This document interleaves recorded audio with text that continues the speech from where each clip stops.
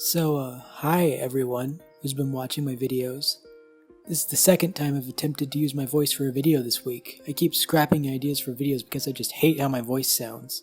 I haven't used my voice in a video in 2 months, partially because no one watched that video, and because I generally don't need to vocally articulate things because my art speaks for itself. But I feel that it's necessary. I'm typing this all up as a script so that I can get my voice just right for this video. This video is not ad-libbed whatsoever. What I'm doing for this video is typing up a script and trying not to proofread it too much, and then reading it as if I was coming up with it on the spot. I just feel more comfortable this way. It's just how I am. I sort of mentioned offhand in my first commentary style video that I was an autistic furry, and while I haven't been officially diagnosed, all the signs point to me being somewhere on the spectrum. I recently made a video after watching Markiplier's Getting Over It series, which I enjoyed because it took me back to that good old-fashioned era of YouTube Let's Plays, where the humor is derived from pure, unadulterated rage. Like rage games, remember those? I mean, they still make them, but that's besides the point. The point is, I made an audio edit where Markiplier says, "Shut the fuck up, I hope you die in a fire." Except it's super reverberated and layered multiple times and there's calming music playing over it. And I posted it to this channel and I instantly had a huge moment of just regret. At first I brushed it off like, I made a masterpiece, I don't need to apologize for this. Like, that moment of regret for posting is how you know it's good. Because I was raised on that sort of Tumblr attitude, like, I'm a dumb stupid bitch and I'm gonna make it everyone's problem. Yeah, I'm stupid, but I'm also unfathomably better than you. I am unknowable. Don't try and perceive me, I'm an abstract concept, that sort of thing. But then after I sort of chiseled past all the layers and layers of irony that were caked into my soul, I realized that I genuinely regretted uploading that to my channel. I felt like I had ruined everything. My last video got really popular, like it was at 40,000 views yesterday, now it's at 50,000, that sort of thing. And I felt that by uploading a Markiplier video of all things to my channel, I mean, everyone liked it, it literally got 0 dislikes. My content is something that people genuinely enjoy, I've noticed. My Ashley Flirts with Herself video that has almost 500,000 views, but it also has over 20,000 likes. I've looked at other videos with similar statistics, and I've realized that that is a very good ratio of views to likes. Like a video where, I know why it's popular. Ashley Nichols says very seductively, "Oh, Ashley," and it has like this gay energy that makes people quiver, I guess.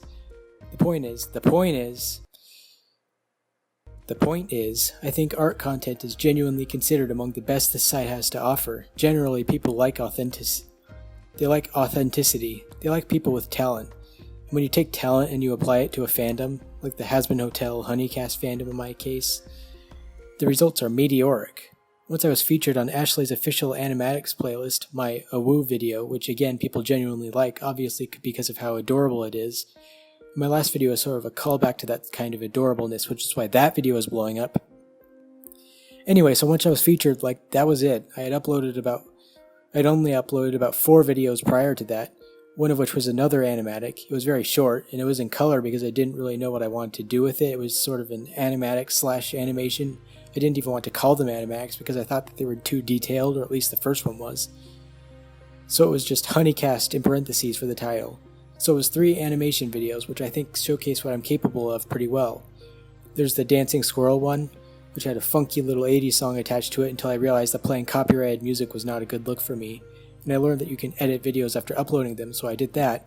And then there's Admiration, where I tried to get as close to the 90s Disney Renaissance style as it possibly could. It took me 4 days of work just to do like 2 seconds. Don't do animation, kids, it's bad for you. And of course the one that started it all, the EB Synth demo video. The program that lets you automatically interpolate a still image across multiple frames, which I decided would be good for animation. Ben Marriott also sort of did a video on that, but he did it with The Simpsons. Well, I wanted to apply it in a more serious context. Not that The Simpsons doesn't have its serious moments, but anyway. So I was uploading this super high quality content, and I was ready to accept the modest view counts for that video.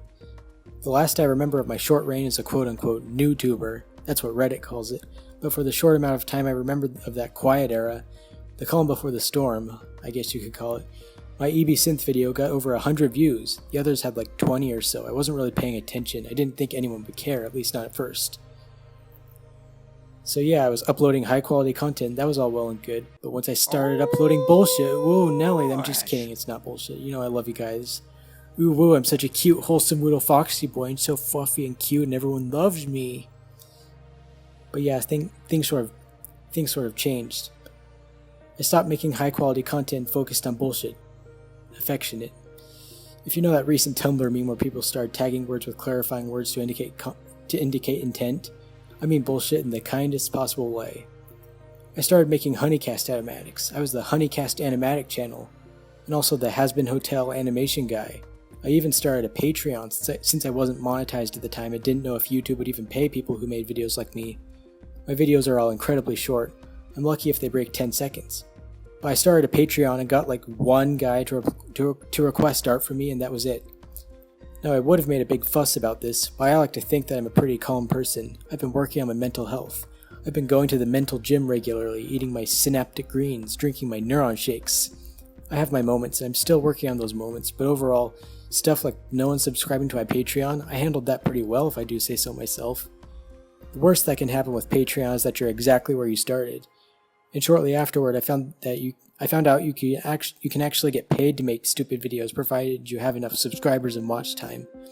Which only 2 months after my channel started to take off, I was.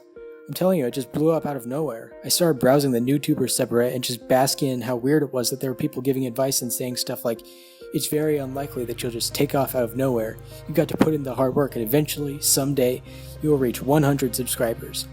And people were saying that it took like 5 years for them to reach that milestone. Meanwhile, I was gaining like 100 subscribers per day at the peak of my growth like back in July. But then it all calmed down. I would consider August to be the beginning of the end. I naively thought that any old Honeycast animatic would get 100,000 views. I posted an animatic of Sir Pentious and Ed Bosco's freestyle attempts, and it only just now reached like 8,000 views. Here's the thing, that came from an episode of Honeycast that was over half a year old at the time, and it did not feature flirting, and there was nothing cute about it. So that's why it didn't take off. And then there was my Soup Store animatic, or rather animation. I did in a different style, almost to parody the fact that I was making a Soup Store video in 2020. And of course, the same results. And then I made another video of Ed as a werewolf, just like my first animatic, and I kind of regret that one because it feels kind of like Ed's forcing himself on Ashley in a way that makes me uncomfortable. Like, I know he's joking, but I don't like the way I depicted that situation. I mean, I'm in no way qualified to talk about domestic situations beyond, like, it's bad. Always consent. It's all about consent. If someone makes you uncomfortable, that's no good. But, like, really, it's not good. Don't do that. Anyway, so once that video also kind of fell on its face, and by the way, any content that deviated from Honeycast got even less attention. Like I tried making that haha geometry dash music impact font isn't a spinning fox just so random, like a sort of ironic meme video in the hopes that that would explode, and it only got like 400 views. By the way, I actually had a Discord at the time, which for the record is way off base for me. I cannot talk to people at all.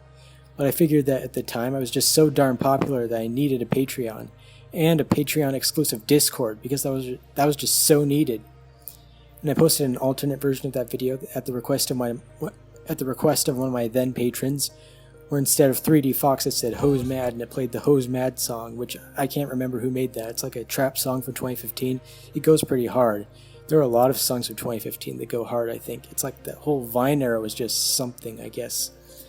Anyway, and then September came around and I started making more vlog style videos, and I noticed that while it didn't get that much attention, my video on dealing with indecisiveness got some pretty genuine, heartfelt replies. Like there were complete strangers giving me advice like, hey, it's okay man, you got this. And it made me feel good. And then I went back to Honeycast Animax because I just needed to try to make that lightning strike again. I actually posted the Submissive Alistor animatic a day after my EB Synth tutorial, which now it's my most popular commentary video, but when it started off it looked like it was going to fall off hard, and I panicked and made a Honeycast animatic in less than a day to recuperate things, but then they both sort of did okay, I guess, so that happened. And then my nadir, or my apex, depending on your perspective, October, the month where none of my videos even cracked 1,000 views. Except for Pet the Fox, which eventually got there, but I was absolutely floundering in obscurity then. I wanted to try out video essay content, and I spent over a week on a 25-minute video on Beastars. And of course, in addition to not being my normal content, everyone had already made a video on Beastars, so no one was going to watch yet another one of those. That topic had already expired, so it only got like 400 views. It just reached 500. But it was very genuine content for me, so I guess it was my creative apex or something. That's That's why I said Apex. But after that I made a speed paint video, of all things. Speed paint videos are like the polar opposite of Honeycast animatics. They repel viewers. My Legoshi speed paint didn't even get 100 views after like 5 days. And that's kind of the reason that I stopped doing that content, because I didn't see the point. After that I just focused on art videos. I dusted off my pole dancing rough animation, which at that point was my last video to get over 10,000 views. I finally finished that after 3.5 months. Yes, I spent that long on only 7 seconds of animation. I've gone a little crazy at this point. That video started to sort of get the attention I was looking for, and then I made a 3D model of Loona, which is also kind of a crazy person thing to do. And I made a couple of animations of that. And the Loona's gift video, that just blew up out of nowhere. Got like 10,000 views in like 10 minutes. I got so much dopamine from that, it was insane. And I started getting a streak going. My videos started consistently reaching 1,000 views, which made YouTube smile down on me and started trusting me to make content people wanted to see. And then I absolutely laid the smackdown with my adorable robbery video, a full-color 60-second animatic based on that episode of Honeycasts that just came out and that was also super adorable. People flocked to that video. It was like every day there was a new surge in views. There's still surges in views. It's getting to the point where I could pay my month's rent just from making adorable little wolf girl videos. Now obviously we're not there yet, but it's something to think about, isn't it? And then I thought, what was even the point of uploading after that? I made it a point to upload at least every 2 weeks, like the moment just before my last upload was officially labeled as being 2 weeks ago would be the final point, where I had to upload. But my last upload was perfect, why even continue? And that brings us to when I made the Markiplier video and had that little panic attack. I was spoiling my streak. I felt like I was ripping myself out of YouTube's good graces, but like, where else was I supposed to go? Once you've reached the top, there's nowhere to go but down. The whole put the money in the bag ooh bit from that episode of Honeycast was like the only bit that I felt was worth making an animatic about. And the other episodes have kind of expired in relevance in terms of animatic making ability. I mean, I considered making an animatic of Legoshi saying, "You like jazz?" You like jazz? But that would have been too short and stupid and not funny. So like this commentary video is just about the only sort of content I can make at this point. I mean, once I reached 5,000 subscribers, and by this point I had turned off notifications, I was tired of waking up every day to see that godforsaken red circle with a number in it, clicking on it, and reading what could either be a harmless comment on my animatics like, "Ooh, so cute," or a crushing indictment of my entire channel uploaded on one of my more personal videos. I didn't want to gamble with my self-esteem anymore, so I turned those off. Which meant that I wasn't checking on my channel as much, so I almost missed when I reached 5,000 subscriblies, 5,000 smackers, 5,000 big ones. 5,000 people all watching me to see what I do, either caring too much or not caring at all, or caring just enough.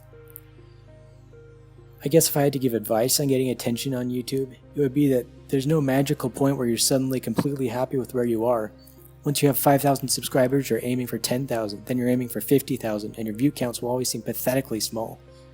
I had a moment where I looked at one of iDubbbz's videos, and I had a brief flash of an alternate reality where I was iDubbbz, and I was looking at the video like, oh, that only got 2 million views. I was hoping for 10 million, and I was like, ugh.